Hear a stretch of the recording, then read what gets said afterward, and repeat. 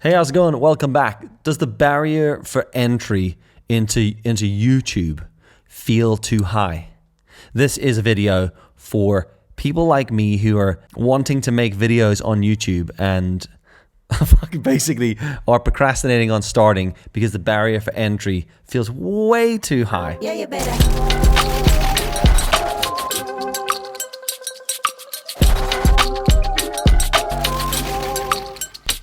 So if you're watching this podcast, it's a little different today because I've changed lenses.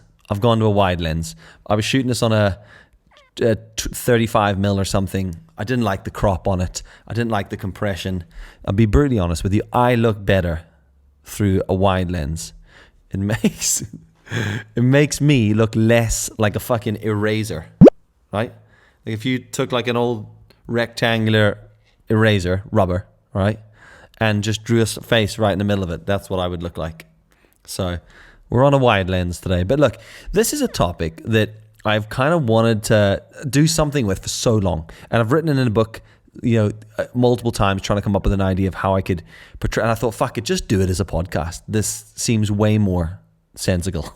So the idea behind it is that the barrier for entry to YouTube is far too high. So if you're the sort of person who is making your own YouTube videos or wants to make their own YouTube videos, but you're in that like small creator bracket, into that like under 5,000, I don't even know what small creator counts as. And I feel like I'm a small creator. My main YouTube account has 2,800 or something, 2,500 subs, something like that. So I reckon that's in a small creator. If you're struggling to get reach and views and things, and I've been doing this YouTube game for enough time that I should be getting far more views than I do, but I really don't. It's actually shocking. It's shocking. Never has one man tried so hard, and achieved so little. And when I say achieve so little, I'm talking purely on YouTube metrics here. YouTube and Instagram has always worked really well for me as a professional creator, for my commercial work, that side of things. I get a lot of work from the stuff that I put on Instagram and YouTube very locally, and I meet a lot of cool people and I get to do a lot of cool stuff. I've been invented. I haven't been invented. I was just made, but I've been invited to a lot of events and things over the years. I've got to do some pretty cool stuff with the likes of Sennheiser, Lemuro lenses for phone stuff back in the day. I've got to do loads of talks and workshops. There's a lot of that stuff that's really good. But if we're going purely by YouTube metrics, dog dirt. Like the amount of effort that I've put into YouTube over the years and the payoff purely on a YouTube metric side is shocking. Sometimes I look at it and think I must have done something to the wrong person and irritated or fucked someone off at some point, maybe in a past life. And it's like, they're just like, don't let that just stunt the growth. The thinking behind this week's video is about that first hurdle when it comes to uploading YouTube videos. I don't know what your position is. Maybe you're somebody who works in a non-creative job. Maybe you do something with numbers. Some would argue that's creative. I would say it's not.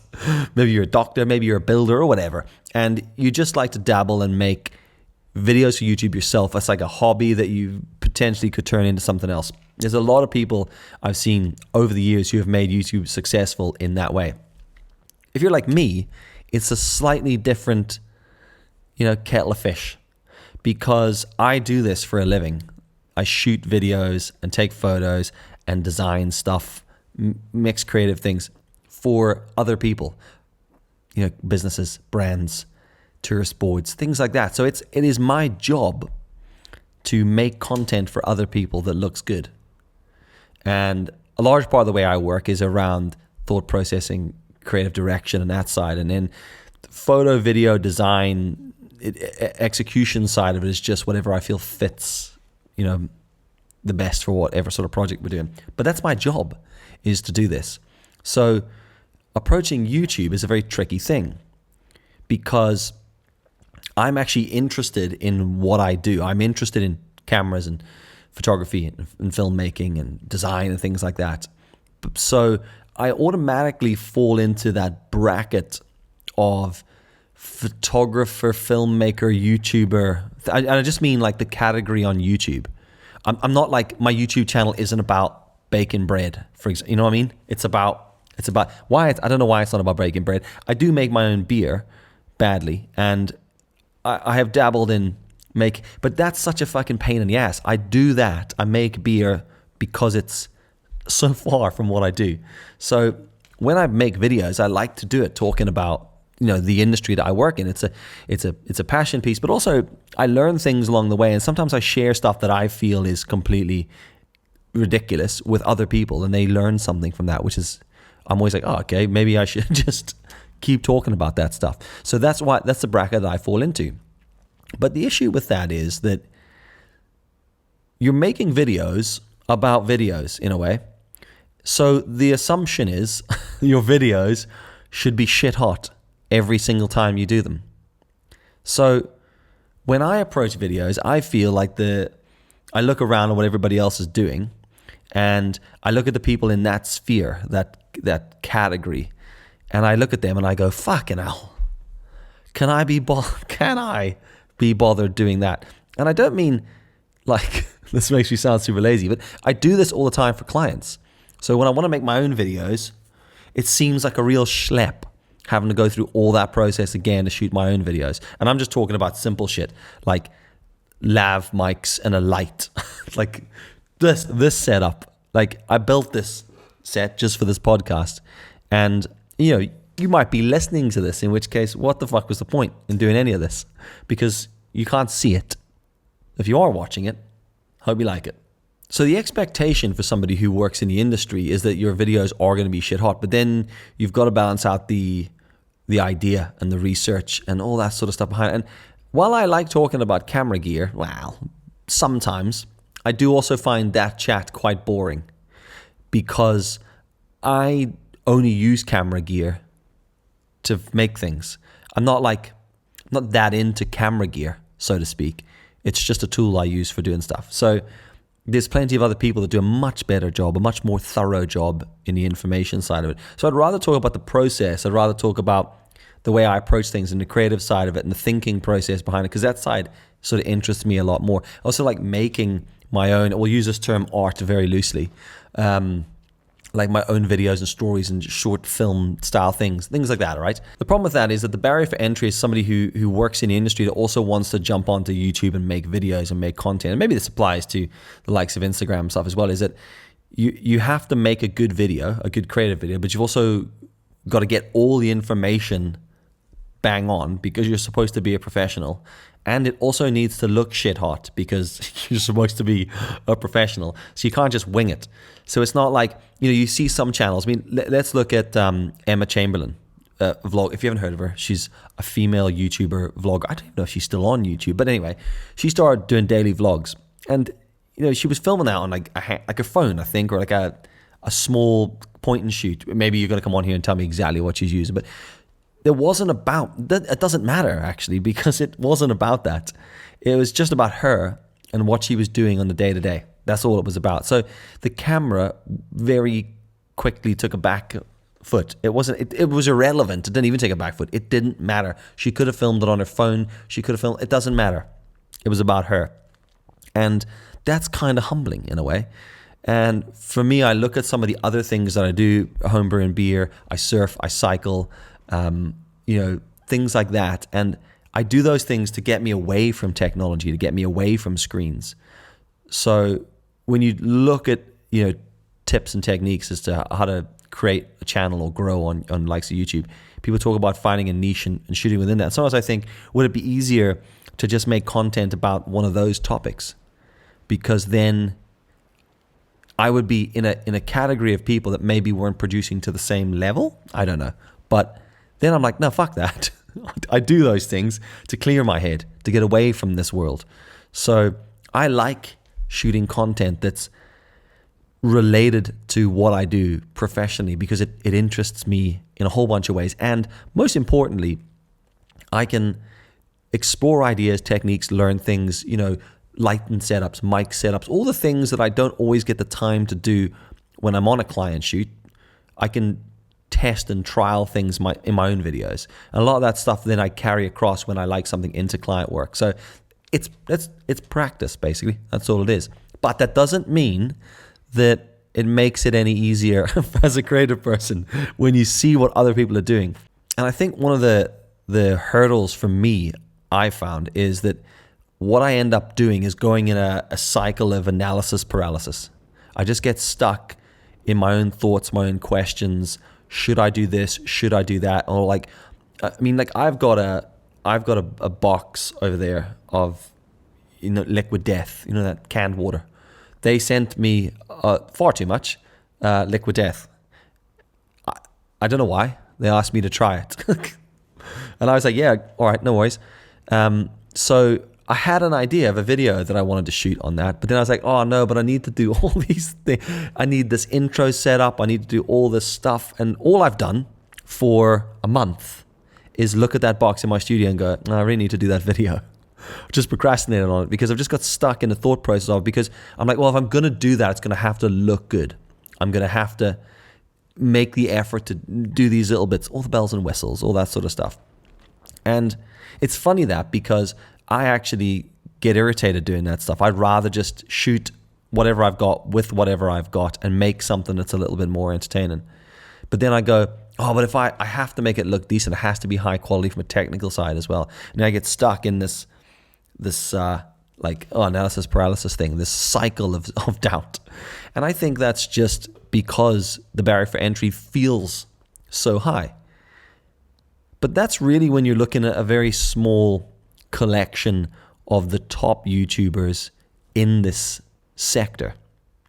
Because once you sort of delve out of them and you trickle down through the other little avenues and you find other people doing stuff, you sometimes see people in this camera world who are producing questionable content in every way possible. It's an interesting little cycle that goes around. I speak to my wife about it sometimes, and she asks, like, why are you thinking so deep into that? Why are you worried about that or concerned about that? And I'll have conversations with friends around the same sort of stuff. And I think as a creative person, you're battling with a couple of different things. You're battling with the idea, your creative concept or plan or story, whatever you want to do. And then you've got the technical side of executing it.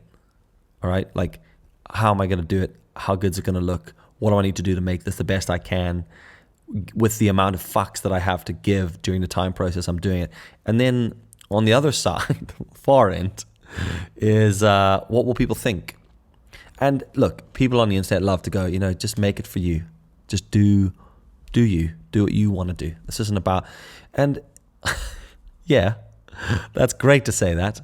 But you put a video onto YouTube and you could get 20 comments, 19 comments going, love this, great work, really inspired, thanks for doing this. And then one at the bottom going, you're a dickhead, get off the internet. And do you know what comment will sit in your fucking brain? The one at the bottom. And those people, first off, don't fucking matter. Who gives a shit, really? We shouldn't be worrying about them at all. But they do dwell on you. So it's another aspect of this. What will people think about this? And I'm someone that dissects everything that I watch. I try to work out why somebody did something, why they chose to do a certain thing. And I always feel like maybe not everybody goes through things at the rate that I do, like pull everything apart. But also, when you find yourself watching we'll call them the highbrow list of creators, the people who are popular within the photo realm. I mean, just look at a few examples of some of the people that are doing it. Now, obviously, there's a wide spectrum of people, but the ones that really jump to mind for me when I think about this stuff is, you know, you think of people like Peter McKinnon, you think of Dan Mace, you think of full-time filmmaker, you know, Parker Walbeck, and look at what goes in their videos. Look at a Becky and Chris video, not one of their vlogs, one of their travel videos. Just see what goes into these. Look at a Jesse Driftwood like YouTube video and the amount of time that goes into just the intro sequences in what he does. And I see that stuff and I'm like, that's fucking amazing. And I feel like if I'm doing something, I'm like, well, that's like the barrier for entry. Not even, these guys are top of the YouTube game. These are the people who work full-time making YouTube videos. But it's very tricky when you start to see that and you start to compare what you're doing to what you're seeing online at that level. You need to almost bring it back down a little bit, and you need to find those people. And Well, to be honest with you, you need to stop comparing it at all. But it's very tricky. It's much easier said, don't compare yourself, just make the art that you want to make for you. It's very difficult that when you're uploading it onto a public platform where the comparison is so easy across everyone. I had to really work to sort of get the algorithm to start showing me other people and see other stuff. And only once you broaden the horizon of people you're watching and content you're consuming, do you start to see that there's a very, very broad window, is that a phrase, of things that are being made. And actually that barrier for entry that feels so high, it's actually not that high at all. The barrier for entry is very fucking low. Like, you just need a camera. You can fucking film whatever you want. But it is very tricky to remember that when you start to see this stuff. And I think Instagram as well has not been very favorable in that, because there's a lot of people putting out camera-related content, talking about gear, talking about techniques, settings, all that sort of shit. And they're doing it from the comfort of a home studio, where they spend a lot of time making content. A lot of people banging out like multiple amounts of reels all at once in a day, and shooting them all in a very controlled area with a lot of nice gear, some of which has been sponsored, and no harm to any of those people. They've worked to get those deals, to get that gear, to get that setup and system, and everyone's got their own sort of level of where they're at, but those people have worked to get there, and I'm not trying to knock that. I'm just saying, when you see that, it makes you kind of just go, what's the fucking point? It's just very difficult when you're sitting thinking of a video you want to do, and maybe you want to tap into that and have a bit of a play and try to even attempt and play that game. You start to see what everybody else is doing, and you're like, holy shit.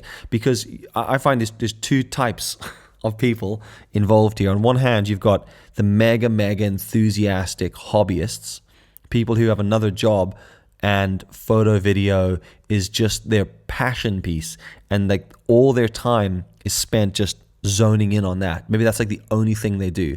And then on the other end of the spectrum here, you've got people who are full-time at this, who maybe started like the rest of us, but now are full-time creators, and they get paid and they make money and they make a living from doing that stuff on YouTube or Instagram or whatever that is.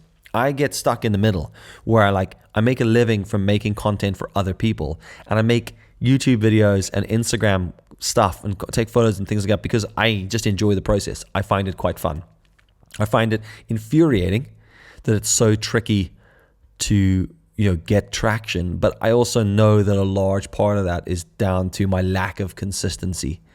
I feel like if I could commit that, but that's also very tricky to do when you do this job in and out daily. It is quite tricky when you are seeing all this constant flux of content for other creators, very talented people making some very nice stuff. I mean, like some of the camera review things I get served on Instagram, and I'm just like, it's just a shot of someone picking up a camera off a table and like moving it in their hand and clicking a lens on and throwing a voiceover over it. And I'm just like, I'm watching it going, why the fucking hell is that so good looking?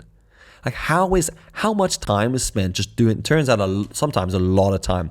Even the fact that their desks sometimes are just immaculate, and everyone's camera gear is immaculate, and I look at it and I'm like, all my camera gear is worn and dinged and dented and scratched. My tables, I'm like cutting stuff on the cutting boards, using blades on the tables, there's sellotape stuck on everything. Every time I try to do something like that, I always feel like it's a shoddy attempt. And I'm like, oh fuck, if I'm going to do this, I feel like I have to hit a high level. But then all that time and enthusiasm has been used on client work. And when it's my own stuff, I just want to get the fucking idea made. I don't really want to be tripping over camera gear and techniques and lighting. So it's this weird balance that you have to try to get right. And constantly battling with that and seeing what other people are making and trying to work out where you need to slot into that just continues that cycle of constant self-doubt, of questioning your own ideas, of just massive amounts of procrastination. You never get anything done. So I think it's very easy just to go, never worry about that, make your thing, make your stuff. But I think the realistic side of it is, for me, what I've found has really helped is to broaden the horizon of people that I watch and consume. Try to watch people who are classified in a small creator community. Some people I'll sit and watch and I'm like, I absolutely love what they do. And they might only have 600 subs. And I'm like, I'm looking at them going, I feel your pain, brother. I feel your pain. A great example is a guy called Schaefer Nickel. Now, I found Schaefer through a dude called Jake Frew, who exploded on YouTube. But I'd like to say I was chatting to Jake before he exploded on YouTube. And he's huge now. He's nothing in comparison to Mr. Beast. You know? He to Mr. Beast is like me to he. You know what I'm saying? Yeah. Little fish, mediocre pond. Anyway, Jake makes great content. And then I'd found his mate Schaefer Nickel. And Schaefer makes the weirdest, coolest, wackiest videos you'll not ever see. You'll see wackier. But the videos are just so weird, but great. And there's a rawness to what he does. But I know as well that he's planning a lot of stuff. Like his execution is like rough on purpose. I think. I'd love to sit and talk to him about it. It's fascinating watching him. But I watched him when he started and he was like, I don't know, like 1,500 subs or something like that. We were about the same, and he was doing what I was doing. He was posting sporadically. He was coming up with an idea, posting it, and then you wouldn't see anything from him for 3 weeks, and then he'd post another video, and then another one a week after, and then nothing for 2 months. And then one day he just started being a bit more considered with some sort of posting schedule, started posting more regularly, started putting out slightly bigger ideas, I guess, and then he just got a bit of traction. And then the channel grew. And now he's sitting on 40, 50 maybe, K, something like that. And you're like, class. It's great seeing that. And it shows you that there are people out there doing that. And people always say that saying like, you know, you're one video away from exploding. You're 1 year away. Just keep going. People love to say, just keep going. And I've laughed at that saying for so long. It's ridiculous. But the more I think about it, the more I think they're all actually quite right. That is the thing. You just got to keep going. As long as you enjoy it. So for me, it's like, try to broaden the horizon of content that you're consuming. When you have an idea, write it down. Put it down on a sheet of paper and work through the bits and pieces.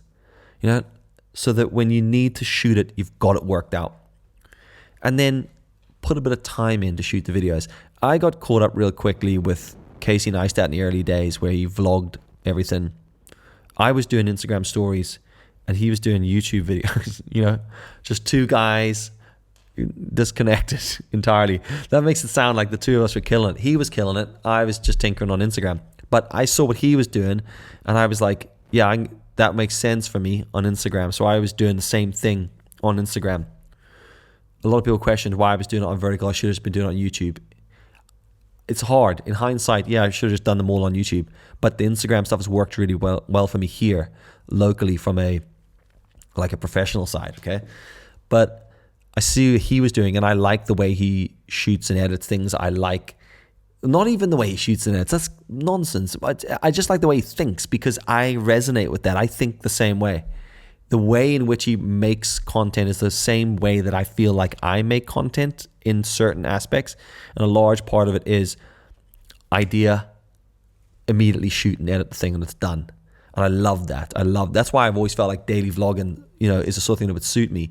But I got caught up in the shoot and edit in a day thing, and then other jobs that required more than that felt like far too much of an ask of myself. You know, which carried on the loop of constantly self-doubting yourself, which is ridiculous. And then the last thing I've really been thinking about is setting time aside to shoot it. A friend of mine, Stephen Reed over here, who does quite well on YouTube, he used to set a day each week to shoot a video, and I laughed. I was like, how do you do that? Like, you'd just be like, that's my day for shooting my own videos. And I was like, fair play. I've never really been able to do that until recently. I started to set some time aside to shoot content for me, because it's practice. There's ways for me to learn, to have a bit of fun on that. And that, like, tonight is a studio day. I'm shooting up bits and pieces. I'm tired in the studio, but I'm filming a few bits, taking a few photographs, working on a few of my own projects. And see that, applying that time, like dedicated time, and a large chunk of it to do your own stuff makes such a difference. So what I have found has really helped me mentally, not as far as action goes. We'll soon see how long I can keep this going for. But broaden the horizon of people you watch. Try to watch a range. Don't just watch the top people at the top of their game, because sometimes it's just unrelatable. Watch smaller creators, watch different creators, watch different videos, people doing other stuff, broaden that horizon. Also, just don't consume as much. Do other stuff, read a book, go for a walk, do other stuff that helps stimulate your mind. Write down your ideas and elaborate on them. I got a habit of just writing the fucking headline and get no further.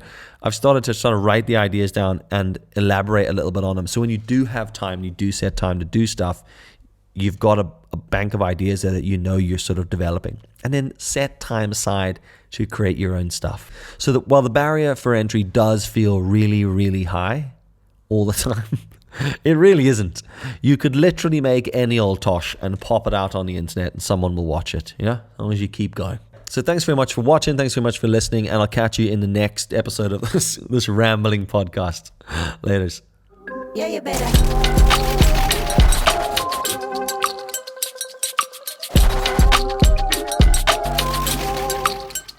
Yeah, you better. I'm talking about writing things down, planning stuff, and that was just a full-blown fucking freestyle ramble on that podcast. If you've listened to this thing, I appreciate it.